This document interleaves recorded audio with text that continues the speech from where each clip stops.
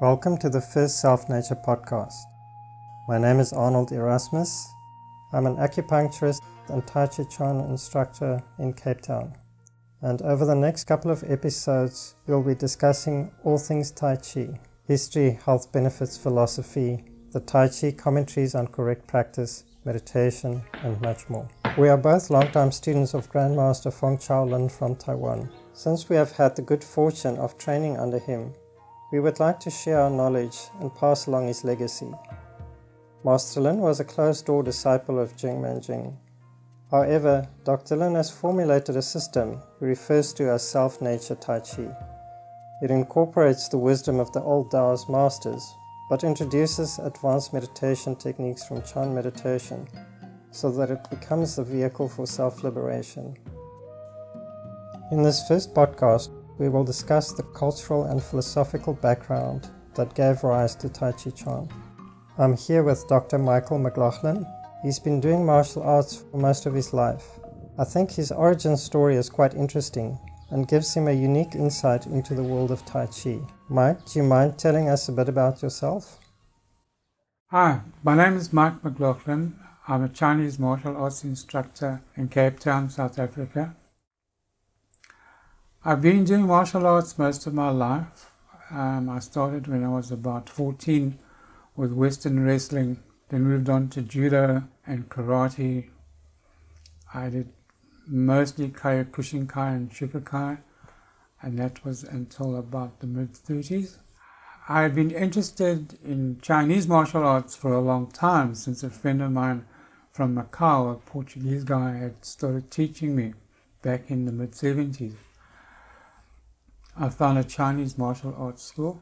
I studied Wing Chun, Fu Jiao Pai or Tiger, Walum, Cheng style Tai Chi, and Seven style Praying Mantis, which I learned in Hong Kong from Lee Kam Wing in about 1990. Then in 1991, I went to train with a Chinese master called Mr. Fock.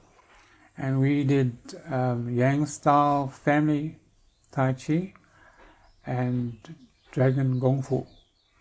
I also, with Mr. Fock, he taught me Tiger Gong Fu, but I had issues with my back and legs.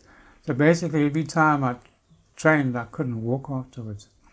So I used to go to the chiropractor 3 times a week. I went to physios and neurosurgeons. No one knew what was wrong with me.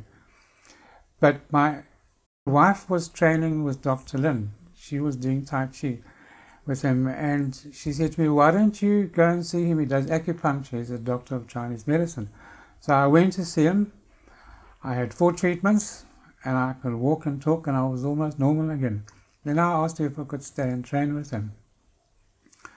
So that was in 1992. He asked me how old I was. I said I was 42, and he started laughing. He said, "Okay, come tomorrow at 4 o'clock and we'll start your training." So the next day at 4 o'clock I arrived, and he showed me a basic movement, which was basically standing at a long stance, doing this, which I duly did for about 2 hours. So around about 6 o'clock he came to the kitchen door, and he was chewing on a chicken leg and said, "Oh, you're still here?" And he closed the door and went back inside.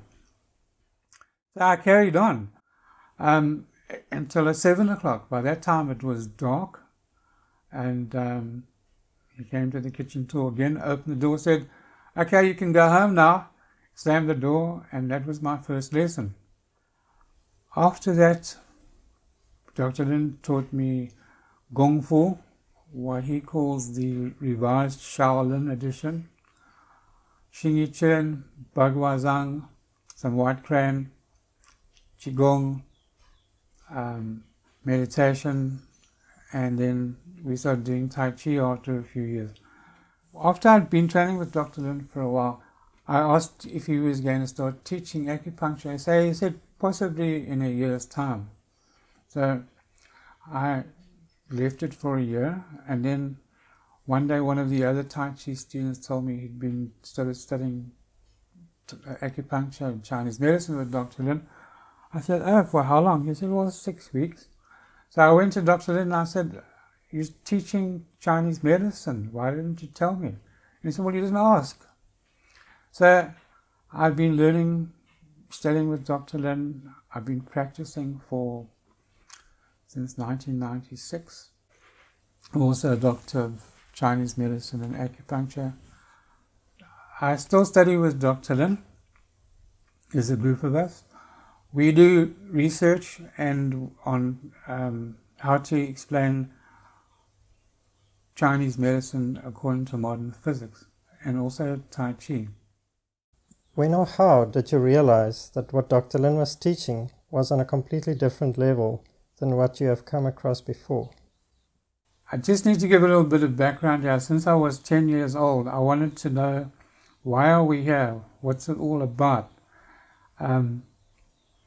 Where does life come from? So I looked. I read everything I could lay my hands on. I investigated various religions and philosophies and what have you. And in Chinese martial arts, you always hear about these guys that can do this and do that and do the other, but you never meet them. And then I was talking to Dr. Lin one day, and he was trying to explain Tai Chi principles to me. Now, no one had ever spoken about principles, so I had no idea what he was talking about. And then I think he got a bit frustrated with me, and he said, look, and he just went bang, and he did a punch. I'd never seen anybody do something like that before, the power and the way he did it without any effort. I'd only heard about it, and I thought, okay, this guy knows. I didn't know what he knew, and I didn't know really what I was looking for. But it proved to be right. Gradually, over many years, I found the answer to my question. What is Dr. Lin's teaching method or style? For the first few weeks and a few months, I wasn't really sure about his teaching style. It was very different. It's hard to explain, but also he teaches on an individual basis. So it's not a general big class kind of thing. I did realize after a few months that all the stuff that I had learned previously, it didn't fit in with what I had done before. So I basically had to just dump it and start from scratch again. But also the teaching, the traditional teaching, is the so-called Confucian style. Confucius says, I give you a square piece of silk, and I give you one corner, and you must find the other 3 corners. So it's a different way of looking at things and a different way of doing things. But in the end, you learn. It becomes self-learning. It's not something that you read or somebody tells you. It becomes your own thing. So it's a much better way of doing things. One thing that I remember was in the driveway one day. I think we'd been doing Ching.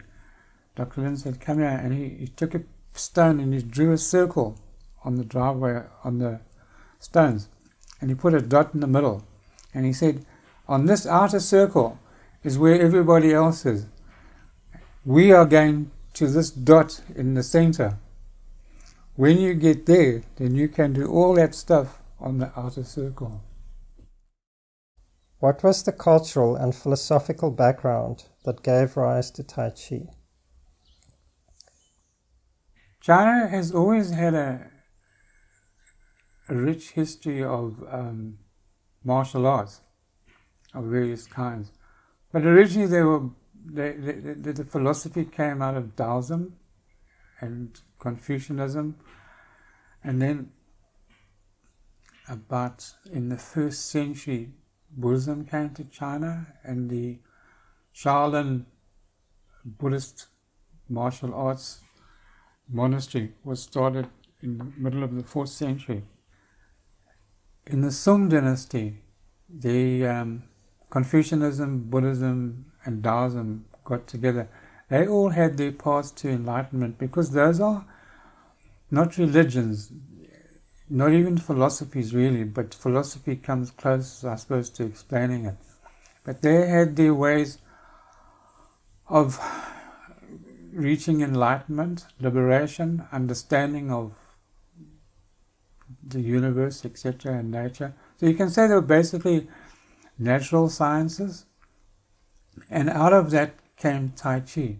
So Tai Chi is a martial art, but not in a normal sense of things. The idea is to harmonize yourself with the universe and also with consciousness and self-nature, which is another subject altogether we can talk about at a later stage.